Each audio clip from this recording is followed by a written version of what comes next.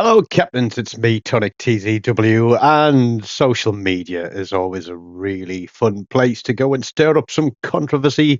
And Seven Hipper had certainly done that. And then I did see a reprise to Hipper's post by Jankonomics. It was all very funny. But yeah, basically, I'm in a Wanchor ship and I'm going to have a wanker game, and we are going to beat this one so hard for the money shot. Um, I think the whole topic of the discussion came around about how some people play the game in certain ships, playing in divisions. Um, but the feature of the game is there. The whole objective of playing games to me for many, many years has been about being social, about making friends.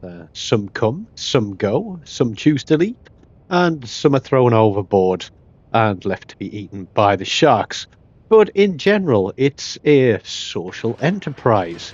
You go out, you've all got the common interest in the game, you join up with your fleet mates, you get thrown in with random potatoes, and you have what fun you can, occasionally throwing the controller at the television screen, throwing your headset so far across the living room that it goes out of the back door and into the garden. Tick the box, I've done that one.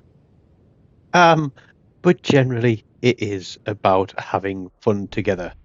Now, I know it's not always fun. I often get on a bit of a rage, as we used to say up in the northeast. I'm guessing the word that everybody else would use is getting in a bit of rage about things. But yes, sometimes when you're thrown in with a lot of random players, it can be incredibly frustrating. Um, but that isn't to say that you can't have a great game solo.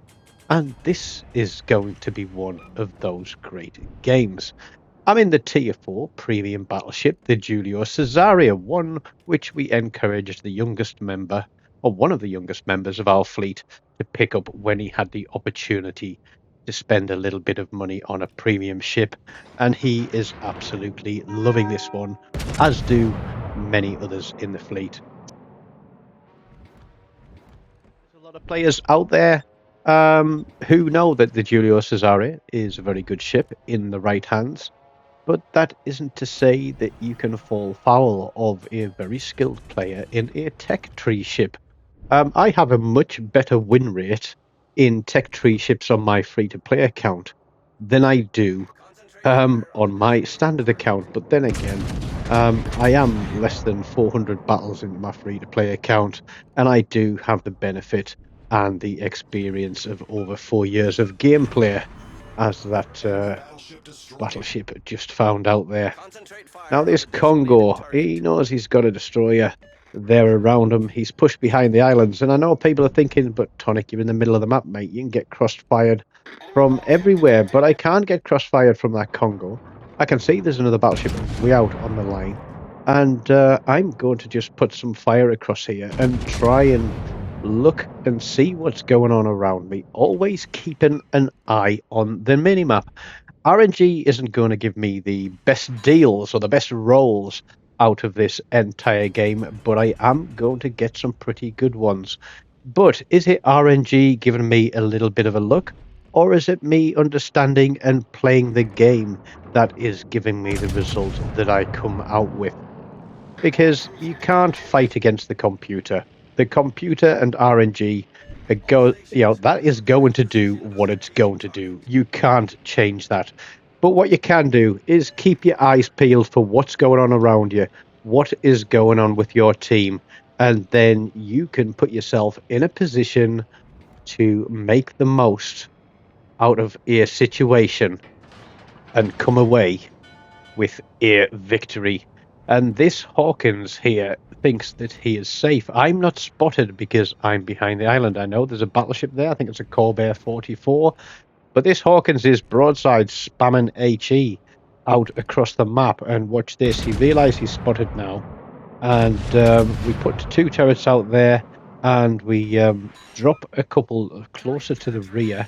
and we get a good hit because I was out hunting, I think it was 15 citadels, I think, and believe it or not, we've got obviously 2 Krakens for you because I hit a Kraken in the morning and then I hit a Kraken at lunchtime. It's always nice to start the day with a Kraken and always nice to pick one up on lunchtime as well. But watch this Corvair 44 flat broadside, and yeah, we get 6k off him, and then we barely get a tickle off the second salvo. But here we go. Look, that cruiser realizes that he can't sit behind that island broadside anymore. And this is what I was saying about keeping your eye on the minimap. Understand what is going on in the game, because our left flank is pretty much wide open. They've got 2 battleships, the cruiser out there. There's also the carrier out there. And their destroyer, if you look at where he was last seen on the minimap, I have no doubt he is going to push all the way through to our cap. The carrier is focused on me instead of our guy that is hiding behind the island there in the top left-hand corner of the minimap. But we slap another couple of citadels through that Hawkins, and then we finish him off. And rotated through the turrets here, the carrier is on this Corvair. I clear my throat. But guns on the map, we don't want to let him get a full reload on us, so we are going to take him out. There we go. That is kill number 3, and then there is the next battleship. I've got shots coming in from my left-hand side. I don't really know who that's from. I think it's from the destroyer. But we did also have the carrier spotted here. And I'm thinking if their destroyer is pushing our cap, I need to push their cap. So I let everybody know that that guy is down there. And then I'm thinking, push the cap. And I'm thinking, no, I'm too slow. I'm going to be broadside. There is the carrier. Now, if this was me in an aircraft carrier, this would have been a dev strike any day of the week. But all we get is a fistful of old penetrations. And this is where I was saying you can't mitigate really what RNG is going to give you. No matter how perfect the target, no matter how perfect the shot, the roll that you're going to get on the damage is going to come down to RNG. But quite rapid reload on this.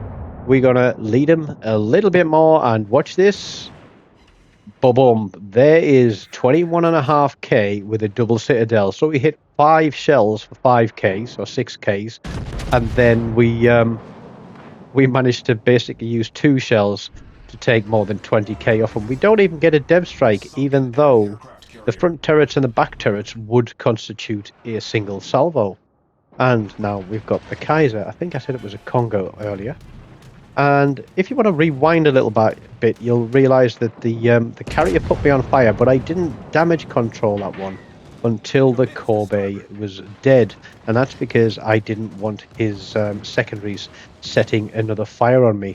I'm staying bow in. I've got a destroyer behind me. That means there's going to be torpedoes on the way, without a doubt. We're letting our secondaries take care of him. This Kaiser, I think, is on his way for a ram, but we ain't going to let him have that. We're going to take a Kraken, we're going to soak a torpedo, and we're going to swing these front turrets round. And this is one of the reasons why I don't always fire a full salvo, because it's not necessary, and you have 2 turrets left at the front as you put the turn in to take the 6th kill of the game. Let's finish that one there, shall we? Just under 129,000 damage, 6 kills, high caliber, Kraken, Confederate. We slap a fistful of citadels through red team, and we finish top of the board there with, what is it? Just over 2,200 base XP. Not a bad game all round, really. So a little bit of insight into why I play Wanchor Ships. Because why would you give yourself a disadvantage if you can give yourself an advantage? Simple as that. Stick around. I'll try to remember to put some links on this one. If not, go back to the channel, smash the like button, subscribe, make a donation if you want to, or even take in a membership. And as always, until next time, take care of yourselves and goodbye.